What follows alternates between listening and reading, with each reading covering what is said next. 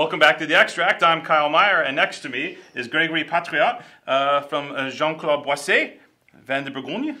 Bonjour. Bonjour, ça va? Very good. You know, we were talking a little bit before we got rolling, and I gotta say, is this like one of the funnest friggin' jobs in the world?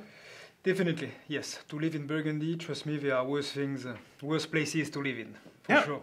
And to do all these to do all these micro vinifications of bits and pieces of some of the world's greatest Pinot Noir, Chardonnay, and Aligote vineyards. What a hoot! Does the vineyard lineup change year to year? Are you looking at new stuff all the time, or how does that work? Yeah, even in Burgundy, you know, it's a historical old region. We can always find some new stuff. We have always micro places we didn't explore, and especially, you know, like Aligote. Usually we say that Aligote is the ugly duck of Burgundy. Yeah. The black sheep. Well, did Charlemagne attempt to kick this out too? Is that part of it? Yeah. Yes, exactly. I was really tired about drinking some very bad things about this wine, so we wanted to treat it with a new approach, with a high quality profile. Mm. So Aligote is its own grape, and it's been growing in Burgundy for, well, since way back, right? Yeah, definitely. I don't know how many thousands of years, but since a long time, yes, right. Definitely. It is planted always not in the right places, and maybe it is always badly treated by many Burgundians, you know. We take care about Chardonnay, we take care about Pinot Noir, but not necessarily about Aligote. Yeah. So when you're trying to make a great Aligote, which, by the way, Aligote is a great story because what's happening now, and you're part of a revolution of treating Aligote seriously. And to his point, it was a grape that had just gotten, you know, what we call politely here the booty end of the stick. No wonder they call him Dirty Harry. Always gets the shit end of the stick. One more word out of you, and you're chopped off at the ankles. And you're one of a small group. I know a few other folks that are treating Aligote with this kindness and with this reverence now. When you're looking for parcels of Aligote, what are you looking for? Are you looking for Aligote that's actually planted where you would normally expect, you know, great village or premier cru wines? Or is the exposure in the vineyard very important with Aligote? Or? No, Aligote doesn't need. There's not as much as importance as Pinot and Chardonnay. Usually, this is planted at the bottom of the slope. You know, it doesn't need to. Next to the freeway. Yes. Right. What is important is the yields. You know, because usually it's a highly productive grape variety. So usually people produce something like 80 hectoliters per hectare, and it's too much to reach. So it naturally yields more than Chardonnay? Yes, much more. So you got to get in there with the machete. And definitely. You must put one crop on the floor to reach a good ripeness level. So, you know, usually this is harvested at 10.5 alcohol. Here it's harvested at 12.5. Right. So no need for chaptalization, no need for... No need anything, you know. I'm a lazy winemaker, you know. The less I do in the wine, the best I feel. And, you know, 90% of the quality is made in the vineyard. Now I know, for example, with a wine like, for example, a grape like, you know, Carignan, down in the south of France, old vines are critically important for the quality. Are old vines important here as well? Yes, definitely. It's as important. What we call old vine in Burgundy is above 40 years old. Okay. Under 40 years old, we call it young babies, or in other countries. In other countries, they call it already old vine. But in Burgundy, above 40, 50, it begins to be a good age for quality. Mm. And is this from one particular parcel? Yeah, or are you... a single vineyard. We make only 3,000 bottles of that. And what is funny here, it has been aged 19 months in oak.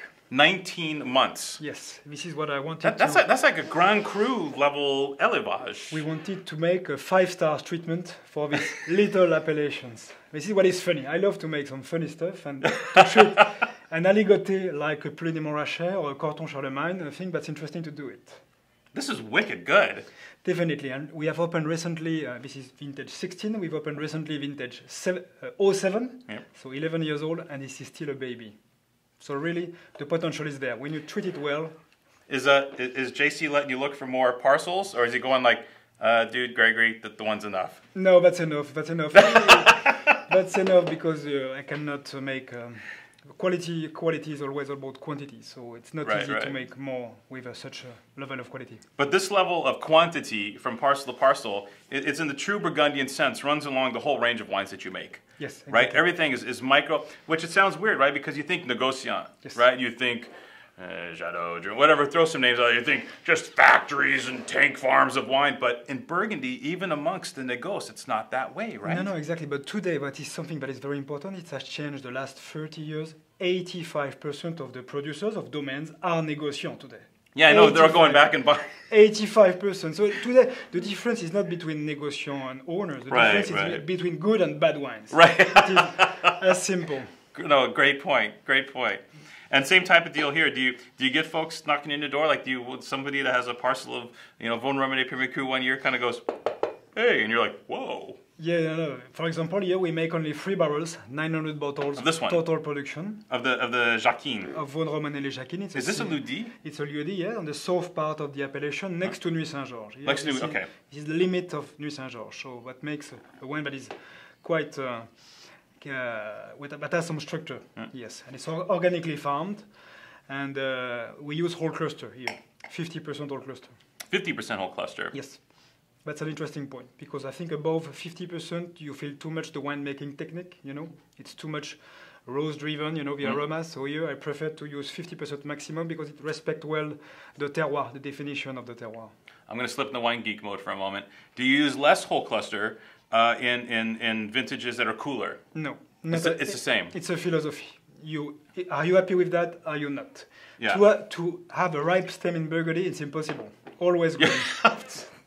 We have a cool climate. See, this is good shit, right? Oh, excuse my French. But, the whole talk of, because we talk a lot about whole clusters in America. It's quite a big deal right now amongst California Pinot Noir vineyards. And they're using whole clusters with vines that are 4 years old, 6 years old. I mean, this sort of deal. And they're throwing stems back in and doing all this fun stuff. But even in Burgundy, even with old vines, yes, definitely, the stems never get to that. No, but don't do it with young vines because, it's pushing the acidity too low. Because it provides some potassium to the wine and it's making the acidity lower. So you must do it only with old vines, no young vines, in my opinion. Is this a philosophy across the board for the entire range of the... Yes, exactly. I tried to do 100%. I was not happy with. We feel too much the winemaking technique. And I want to feel the terroir idea. So 50% is a good level. And just to give you some idea, how many different wines do you produce? 35. 35 different wines. For 20,000 cases, so that's not big. Like, I could bust my calculator out, but fact of the matter is, that's nothing. Yes. Where's all the wine got to? Joseph! We make only samples, Yeah. That's the idea, to have pleasure with samples. Grégory, it's really great to have that perspective because, again, I think a lot of people, when they consider négociant wines, if it doesn't say domain, they go, but the fact of the matter is the quantities are the same, if not lower than many of the top domains. That's a 20th century way of thinking. Right? Now, we are now in the 21st 21st century. Definitely. Yeah, move out. So, exquisite wines, Greg. Thanks for coming. And thanks for giving us a little Aligote 101, because I think that was critically important. Yeah, definitely. We've done a lot of these. We've never covered Aligote as a grape variety, and man, that's something special. Congratulations. Forbidden to use cassis cream here. Forbidden. Forbidden, yeah. No, pas de cure ici. Yeah, all right. Exactly. Grégory, thanks for coming today. Thank you very much. All right, cheers. Cheers.